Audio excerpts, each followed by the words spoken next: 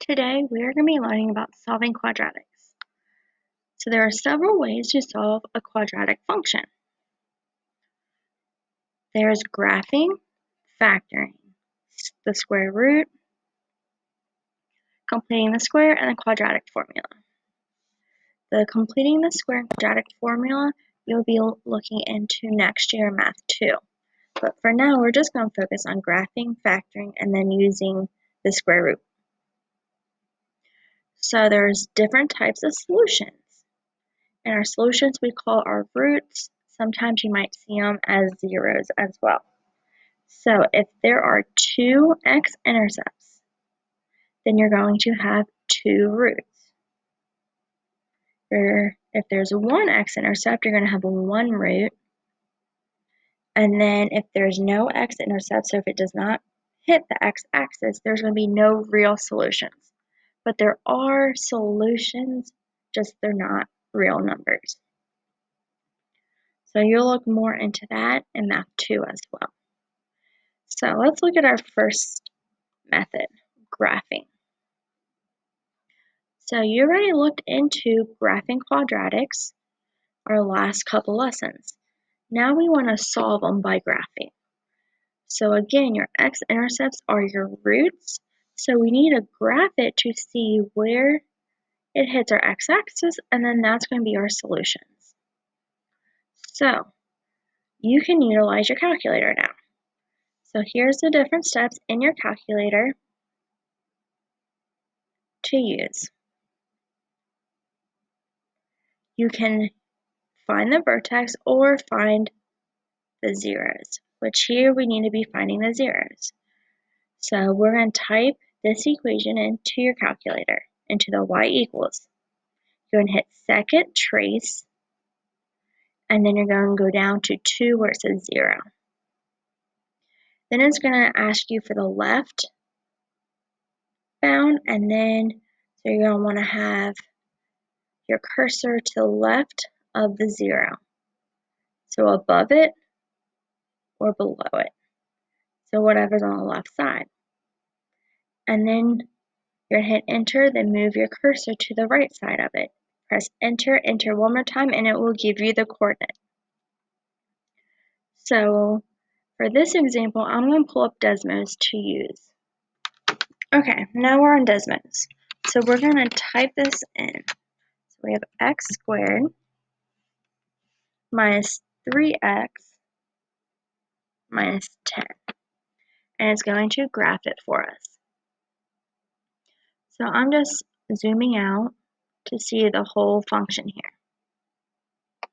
So x squared, our a is positive, so it's opening up. So we need our zeros. We have a 0 on the x-axis, our root. There's -2, 0, and then we have a root 5, 0. Here I want to be able to go back and sketch this on the graph. So we're going to take some points and graph it. So let's go back. So let's plot these points. So we had -2, 0, -1, -6,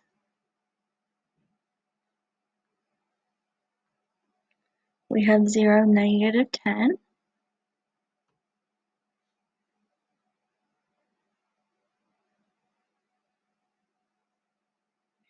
and then 1, -12. I'm just estimating our vertex.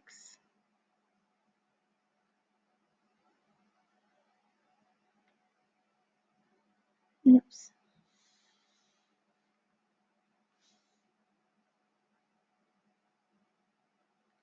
Our vertex is in the middle there. There we go.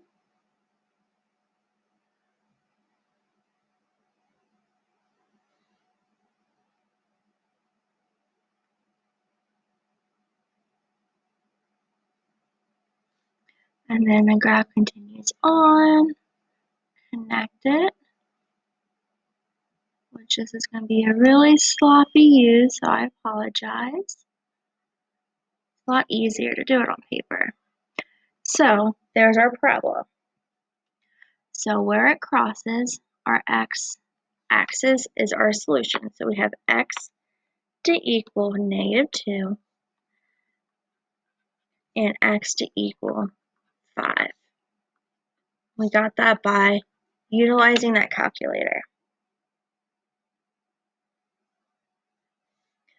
So if we needed to find the vertex, you're just going to follow these steps here to find your vertex. Now the second method,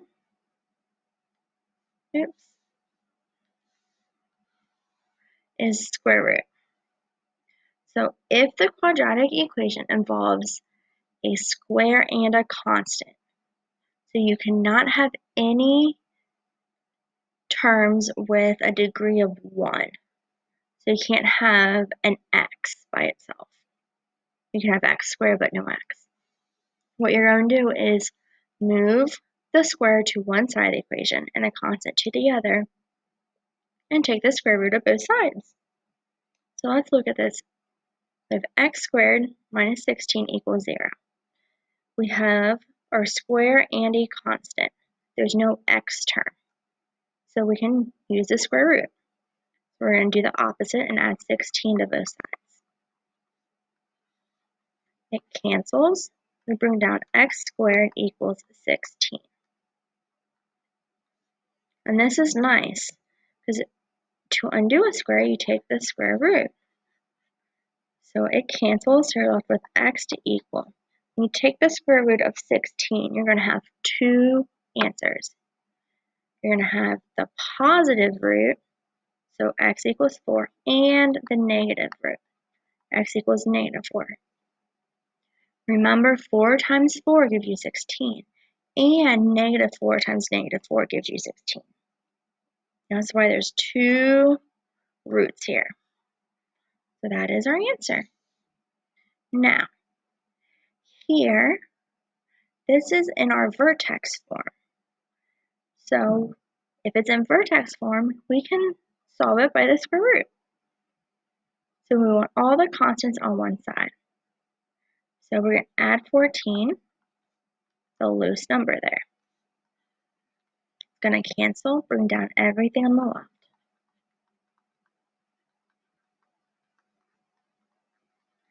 Now we have 2 times this, so to get rid of the 2, we're just going to divide it by 2. So bring down x plus 3 squared, and then 14 divided by 2 is 7.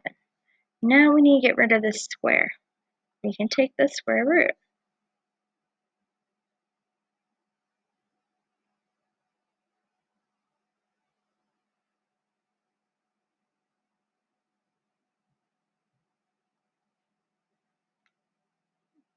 It cancels out. So we're going to have two solutions here. We're going to have x plus 3 equals the positive square root of 7. We're going to have an x plus 3 equals the negative square root of 7. And the square root of 7 cannot be simplified there. So we need to get x by itself. So we're going to subtract 3. So we're going to have x to equal -3 plus the square root of 7. I'm going to subtract 3 on both sides. So we're going to get -3 minus the square root of 7. And we're just going to leave our answer like that. We don't have to mess with it. Okay, now let's look at our third method, factoring. This is what we've been doing for the last unit. So let's review. When you factor a trinomial, you're going to take the factors of C, the add or subtract to give your B. But if you have an a on in front, don't forget you have to multiply a times c and find those factors that add up to b and then factor by grouping. After you have your two factored forms, you're going to put each parenthesis equal to 0, then solve for x. So there's just one more step you have to do. So let's look at the first example. We need factors of 6. That's 1 and 6, and 2 and 3.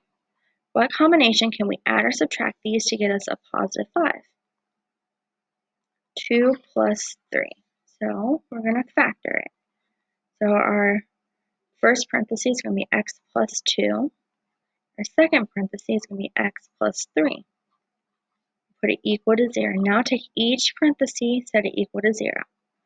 X plus 2 equals 0, and x plus 3 equals 0. Now solve. Get x by itself. Subtract 2 from both sides. X equals negative 2. Subtract 3 from both sides. X equals negative 3. So our solution is negative 2 and negative 3. Okay. Next one. We have a 2 as our a. Can we factor that out? No, so we're going to multiply it. 2 times 4 is 8. Factors of 8, 1 and 8, then 2 and 4.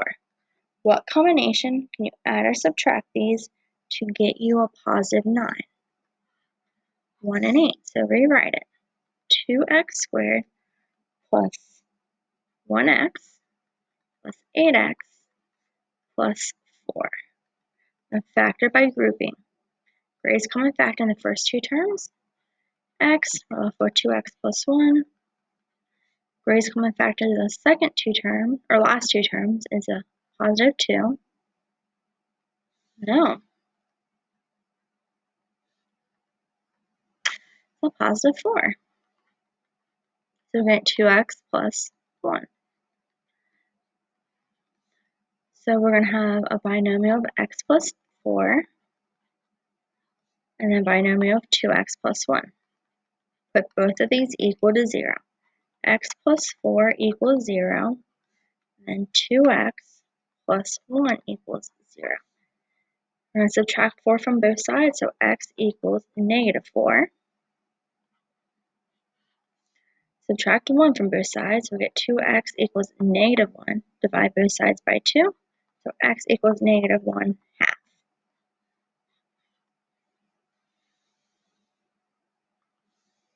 Okay. So for these problems, we're going to look at each method, and then I want you to pause the video, do those problems, and then come back and check your work. Okay, let's look at the first one here. We're solving by taking the square roots. So we need to move over our negative 9. So we're going to add 9 to both sides. Get negative 3b squared equals negative 12. Divide by negative 3 on both sides. Get b squared to equal a positive 4. Now take the square root of both sides. So b is going to equal 4, going to equal 2, and negative 2.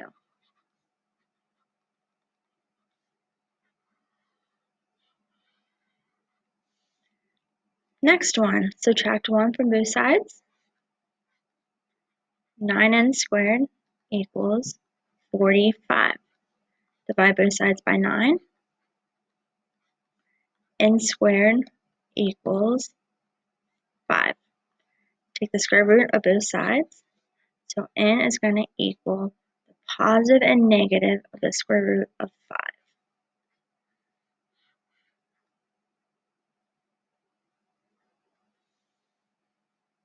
Okay, the next two, we are going to find the zeros and sketch the graph. So I'm going in.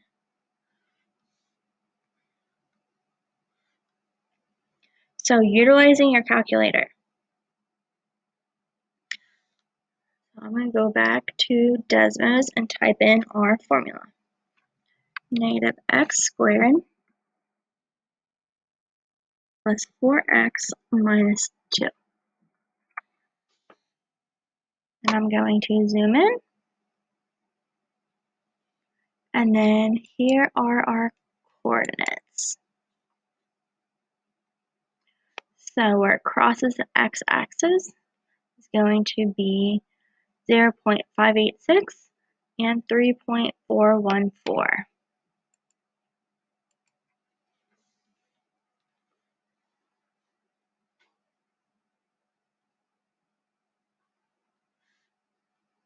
Your graph should be a little more precise.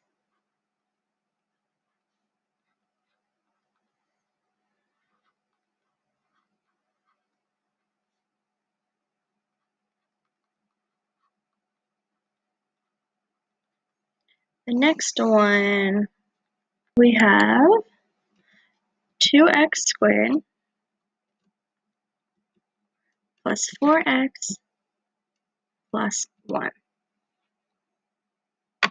So here we have the coordinates for our zeros, negative 1.707 and negative 0.293 as our zeros.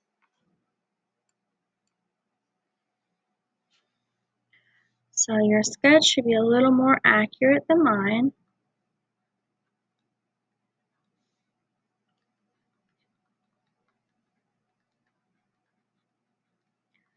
And then for these two problems, you could have used your graphing calculator too and done the steps on the first page. Okay, the last two here, we are solving by factoring. So can we take out anything for the greatest common factor? We cannot, so we're going to multiply. 5 times 12 gives us 60, so we need factors of negative 60 that add or subtract to give us negative 11. Those factors there, it's going to be 4 and 15. So if we have a positive 4 and a negative 15, we can get to negative 11. So we're going to rewrite it with our factors in.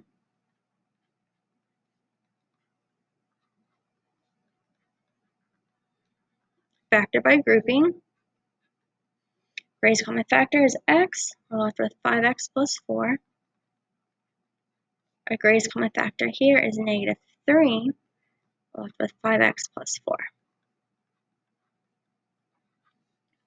We're going to rewrite our two binomials.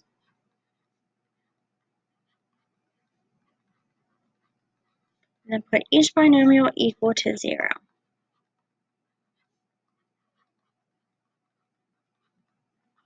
Solve for x. Add 3 to both sides. So x equals 3. And subtract 4 from both sides. Negative 4 divided by 5. Negative 4/5.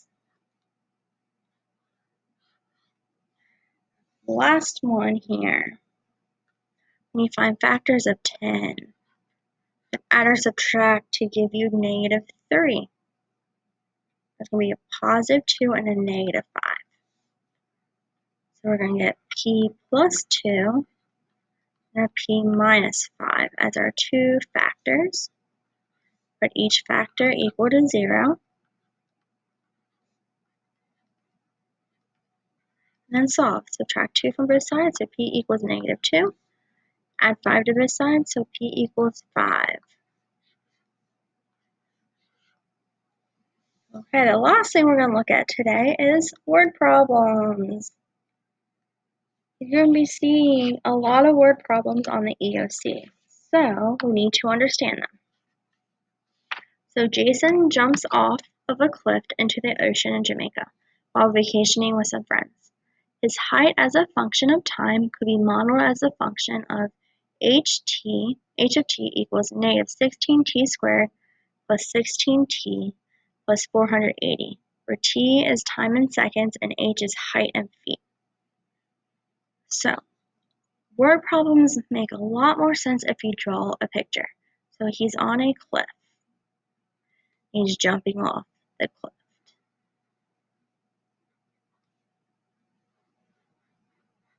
And there's the water. Okay. So the first one, we need to know how long did it take for him to reach the maximum height. Maximum height will be all the way up here. So that's dealing with your vertex.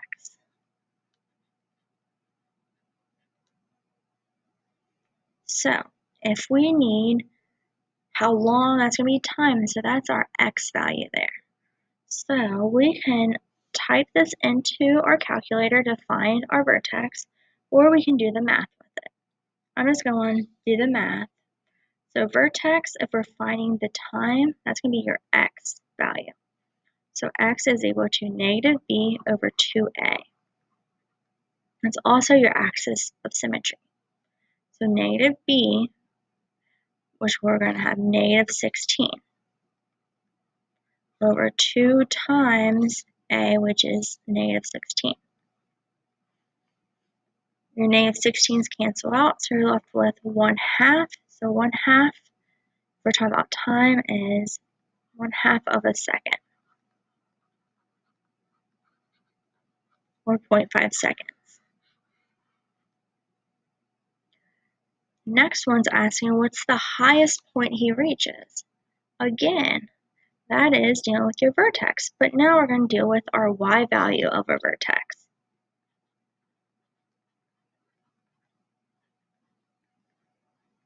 So we dealt with our x. So again, you can type this into your calculator and do the steps to find your vertex. Or we can do the math. So if you take the function, and then for our t, we're going to put in 1/2 or 0.5. We're going to use 0.5 so it's easier in our calculator. So now just substitute that into your equation. Negative 16 times 0.5 squared plus 16 times 0.5 plus 480. Just type that straight into your calculator.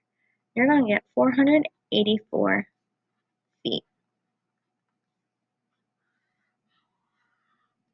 So he ends up jumping 484 feet above the water. Now it wants to know how many seconds until he hits the water. So if we're talking about down here, that is our 0. So we want to know when this function equals 0. So negative 16t squared plus 16t plus 480, and this equals 0. So there's multiple ways we can do this. We can factor it, and you could take out the greatest common factor here. It won't take that long. Or if you're already using your calculator, you can graph it. So if we go on and graph it and type this into y equals, and then we are going to find the 0. So you're going to hit second trace, go down to 0. Then it wants a left bound. So you're going to want to hit above the x-axis, hit enter, and then below the x-axis, hit enter. Hit enter one more time, and you are going to get 6 as your x. So 6 seconds. If you look at the graph, there's also going to be one all the way over here. We do not want the negative time of that. Okay, let's look at the last problem today. A toy rocket is launched vertically upwards from a ground level with initial velocity of 128 feet per second. Then its height, h after t seconds, is given by the equation h of t equals negative 16t squared plus 128t. And you are going to ignore air resistance. So, how long will it take for the rocket to return to the ground? So the rocket shot up 128 feet per second. And then it's going to calm down.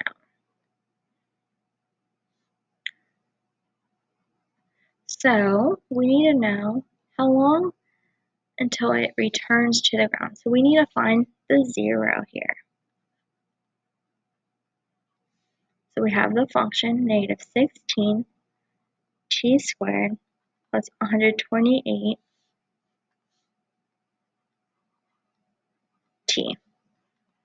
We'll put that equal to 0. So we are going to graph this. If we go back, you can use your graphing calculator or you can use Desmos. Type in our equation, negative 16 t, well, I'm going to use x instead, squared plus 128, instead of t, I'm using x. Now we are going to want to zoom out. As you see, kind of reach up and then come back down. So now I'm going to zoom in so we can see what our 0 is here. Our 0, we have it at 0, but we don't want that one. And then we have it at 8. So if we go back, how long would it take for it to hit the ground? It's going to be 8 seconds.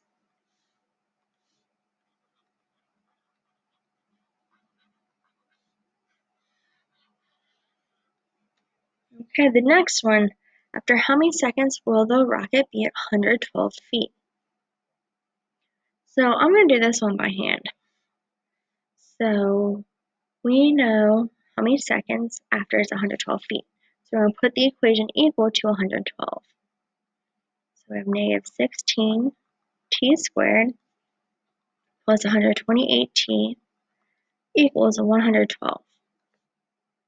Now, anytime we solve, we needed to have it equal to 0. So we're going to subtract 112 from both sides and put this function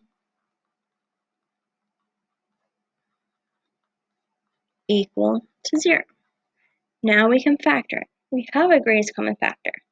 That is negative 16. So we're going to get t squared minus 8t plus 7 equals 0. Now we're just going to focus on the inside. Factors of 7 that add or subtract to give you negative 8. That is going to be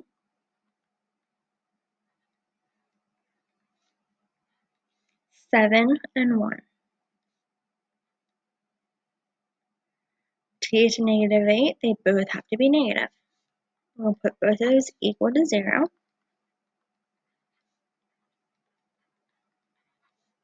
So our time is going to be 7 and 1. So at 1 second and at 7 seconds, the height is going to be 112 feet. Now we need to know how long for it to get its maximum height. So that's dealing with our vertex. And that is our x value. So we can go back and look at our vertex here. So if we go all the way up, or zoom out,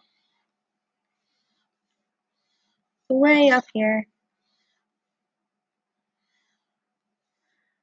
our vertex, we have 4,256.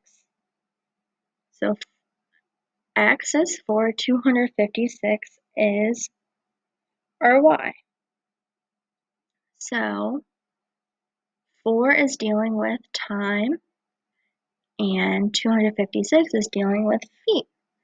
We go back, how long for it to meet its maximum height is 4 seconds. And the maximum height was 256 feet. And that was just taking the y value of your vertex.